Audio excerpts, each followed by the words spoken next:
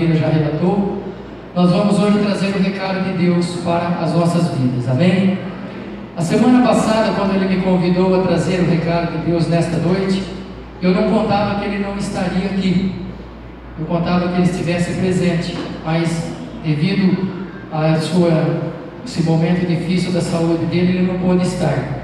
Mas eu quero dizer para você o seguinte, que o fogo dos céus, preste atenção no que eu vou dizer, o fogo dos céus, ele foi prometido por Deus para o seu povo, para todo aquele que adora a Deus, ele recebe o fogo dos céus na sua vida, e é esse fogo que vem nas nossas vidas, e que consome das nossas vidas, tudo aquilo que nos atrapalha a exercitarmos a obra de Deus, amém?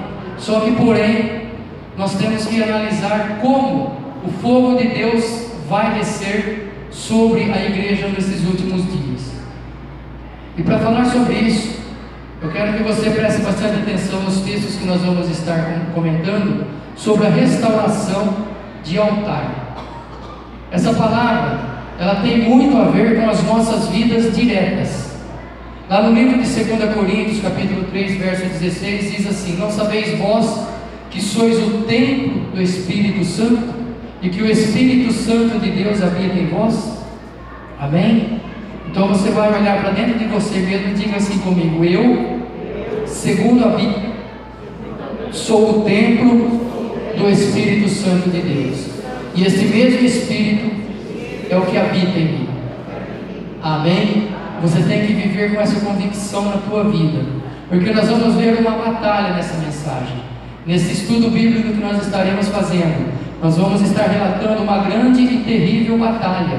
Eu quero dizer para você que você tem uma constante batalha na sua vida, e é uma batalha de guerra, é uma batalha de morte, não é uma batalha qualquer não. A vida do cristão hoje, nos nossos dias, tem muita gente brincando de ser crente, tem muita gente que está brincando com Deus, mas eu quero dizer a você que o cristianismo hoje, nos nossos dias, Deus está separando homens valorosos, mulheres valorosas, Deus está convertendo vidas para que aprendam a lutar. Você precisa aprender a lutar contra seu arqui-inimigo chamado Satanás.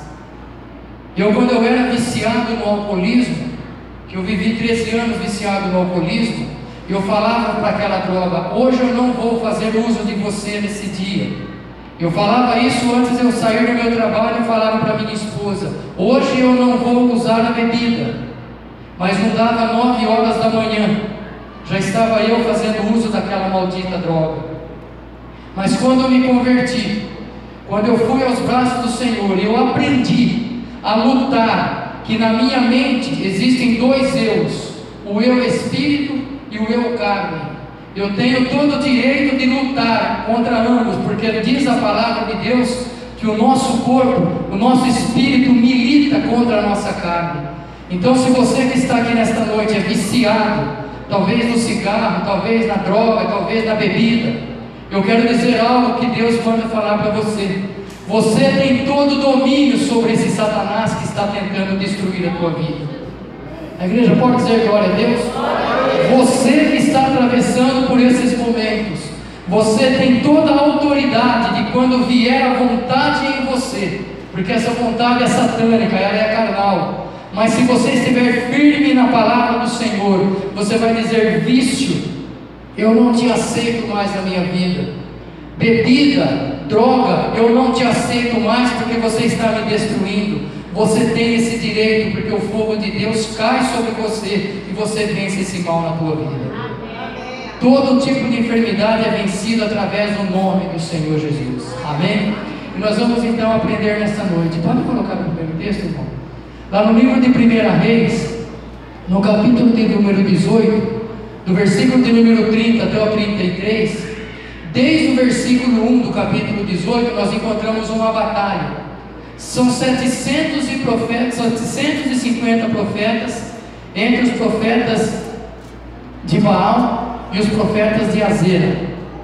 São esses os profetas que se levantaram naquela ocasião.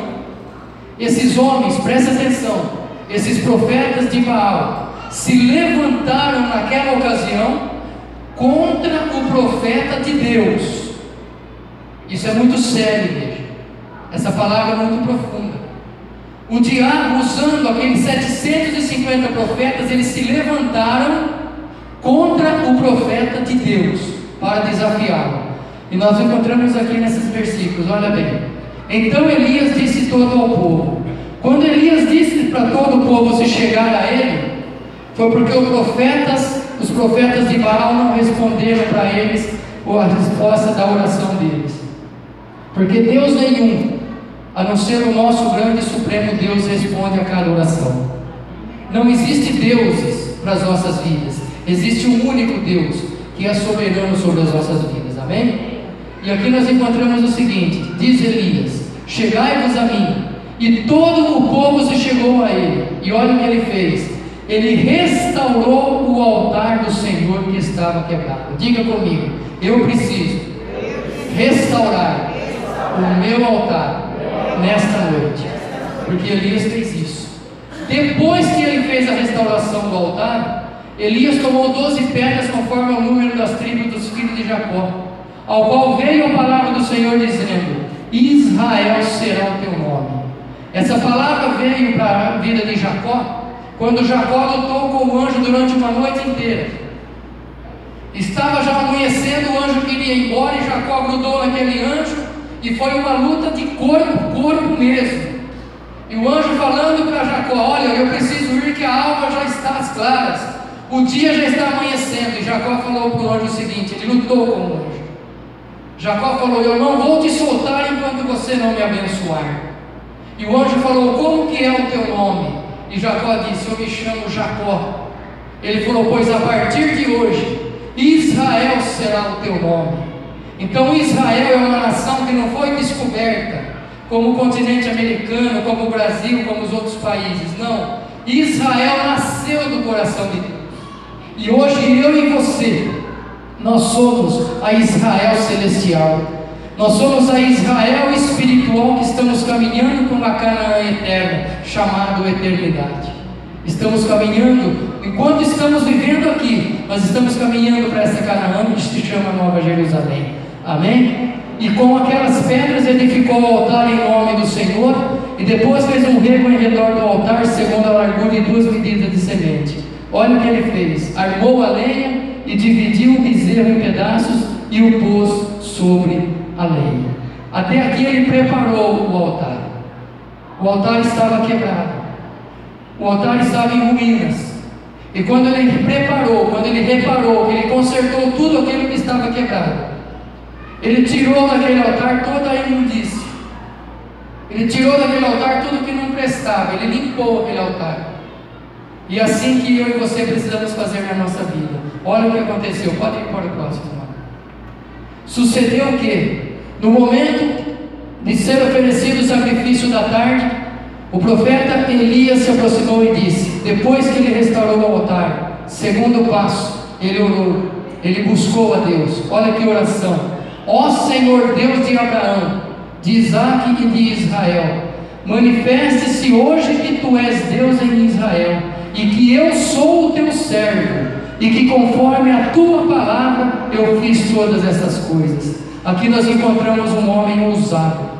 Aqui nós encontramos um homem cheio da graça de Deus.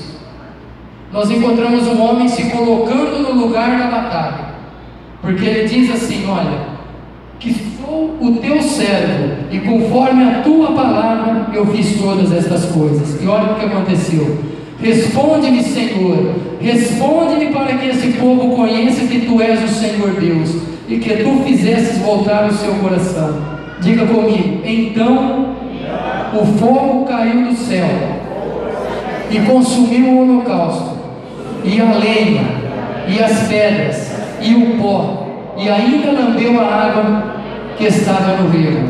Agora diga comigo assim: o que, vendo todo o povo, caíram sobre os seus rostos e disseram, diga comigo assim: só o Senhor é Deus. Só o Senhor é Deus. Sabe quem proferiu essas palavras, igreja? Todo o povo que estava no Monte Carmelo. E não eram todos eles israelitas. Eram profetas que até então serviam a um Deus pagão. Eram pessoas que outrora estavam em trevas. E a partir deste momento, de uma resposta de Deus na vida de todo aquele povo, houve de imediato um reconhecimento: só o Senhor é Deus. Baal para nada serve, os outros deuses para nada servem, mas o Senhor é um Deus que responde com fogo. E quem é esse Senhor nos nossos dias? Nós vamos trazer essa mensagem para hoje, para os nossos dias. Pode passar para lá. Atos capítulo 1, versículo 8. Diga comigo: mas recebereis a virtude do Espírito Santo, que há de vir sobre vós, e ser-me-eis testemunhas, tanto em Jerusalém, como em toda a Judéia e Samaria, e até os confins da terra. No lugar de virtude, ali nós podemos colocar poder. E recebereis poder ao descer sobre vós o Espírito Santo. Quando Elias estava lá no passado, o mesmo Deus que havia proferido essas palavras através do Senhor Jesus, porque essas palavras foram proferidas no Monte das Oliveiras, quando Jesus estava ali com os 10, com os 11, porque Judas já não estava mais com eles. Quando Jesus estava ali com os 11, ele disse essas palavras: vocês vão ficar em Jerusalém, até que do alto vocês serão revestidos de poder, e assim vocês serão as minhas testemunhas. Isso significa o quê? Vamos ver, Atos 2, pode ir lá. E cumprindo-se o dia de Pentecostes, estavam todos concordemente no mesmo lugar, e de repente veio do céu um som, como de um vento veemente e impetuoso, e encheu toda a casa em que estavam assentados. E foram vistas por eles línguas repartidas. Diga comigo: foram vistas por eles línguas repartidas, como que de fogo, as quais pousaram sobre cada um deles.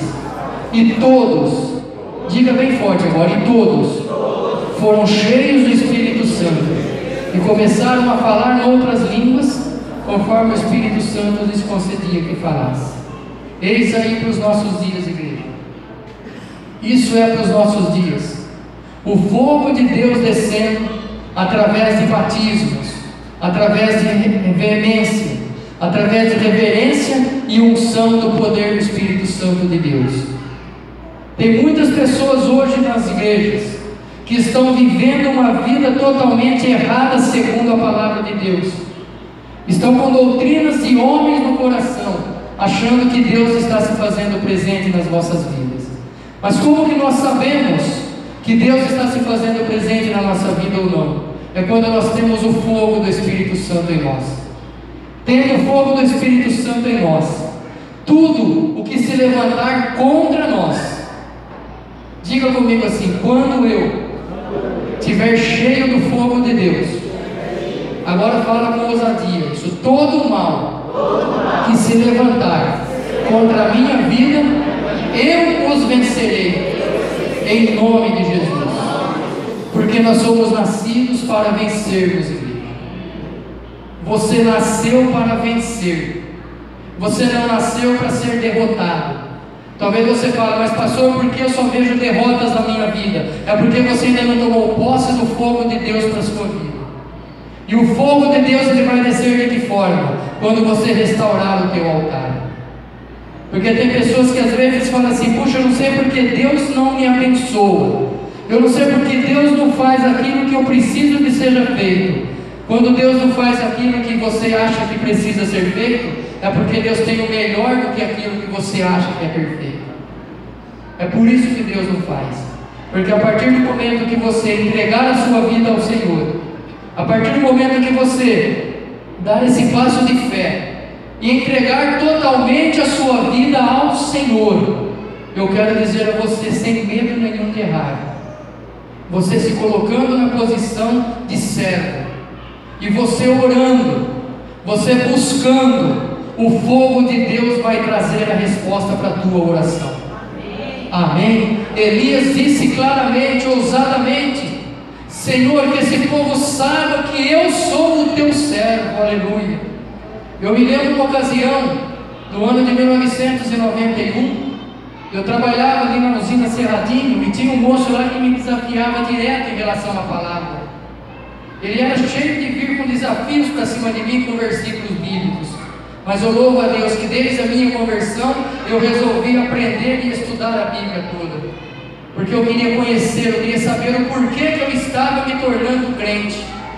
Por causa daquilo eu queria saber de todas as respostas. Em uma ocasião aquele moço passou mal. Surgiu uma enfermidade na vida dele. E ele chegou até mim e pediu oração. Eu disse para ele: olha, essa noite quando você for dormir, porque aquela enfermidade tirava o sono dele, ele não conseguia dormir direito. E eu fui tão ousado naquele dia, eu me lembro como a resposta que eu dei. Eu falei: olha, hoje à noite, a hora que você for se deitar, você dobra o teu joelho na cabeceira da sua cama e você clama o Deus do Domingos. Desse jeito eu falei para ele: você pode clamar, o Deus do Domingos serve, eu preciso da ajuda do Senhor nesta noite. E ele disse que fez essa oração aclamando o Deus que o domingo servia, e nunca mais ele teve insônia, ele sarou daquele mal na vida dele. Então nós temos que ter essa ousadia, igreja. Você precisa ter essa ousadia na sua vida. Você não tem que ter medo de ser do Senhor Jesus. Você tem que estar cheio, cada dia mais, como diz lá em Atos, no capítulo 1, versículo 8, estar cheio do poder de Deus, através do Espírito Santo sobre a tua vida. Amém? E tudo, o quanto você pôr a sua mão, o quanto você fizer, tudo você prosperará. Por quê? Porque o Senhor dos exércitos, o Deus da tua vida, estará com você.